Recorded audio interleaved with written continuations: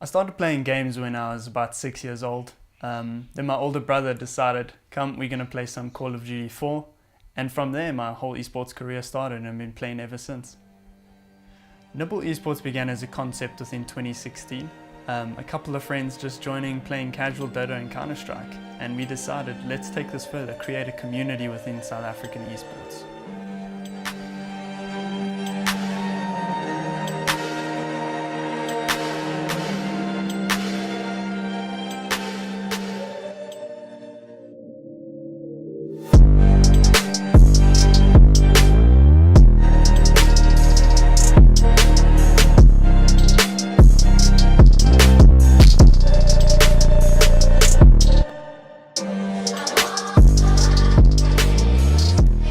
About 6 months ago, Nibble eSports approached a team called Gevaarlik Gaming.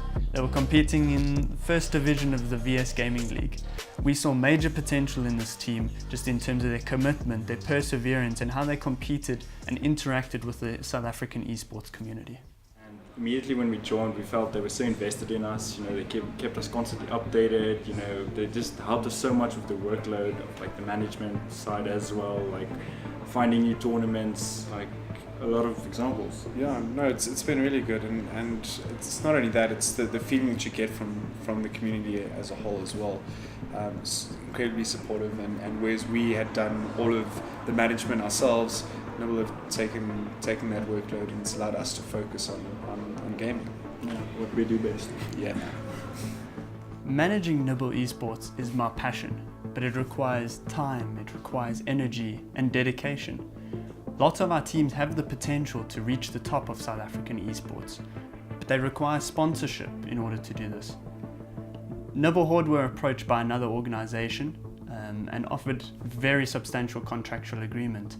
This left Horde with the decision, do they stay or do they leave Nibble eSports? We decided to not take the contract with all the money and the gear. We instead decided to go with Nibble eSports. And I think the biggest reason is the community and how incredibly supportive they've been of us. They've made time for us to play, time for us to improve ourselves. And when you kind of compare the contracts, and like Nibble was so engaging. They were so upfront what they could deliver and could not deliver. And at the end now we even secured sponsorship, which is fantastic. Yeah, it's really good. And it's funny that the only reason we secured is because we had more time to play. Yeah. We've improved a lot. Yeah. And now we have a sponsorship from MSR.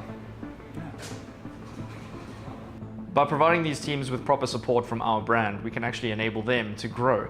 And that's the biggest thing. We need to develop the local scene for it to get to the standard of international.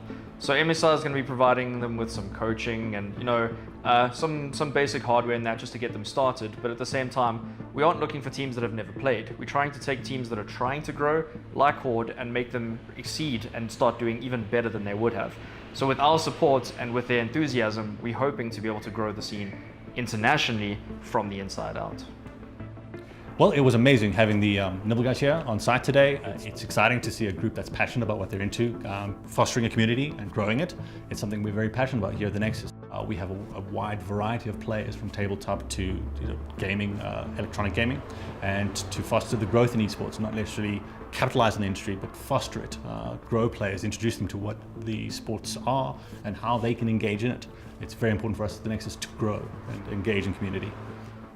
We as an MGO had to explore what made Nibble eSports unique.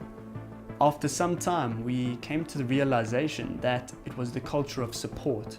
It was the willingness of our community to give without the promise of anything in return.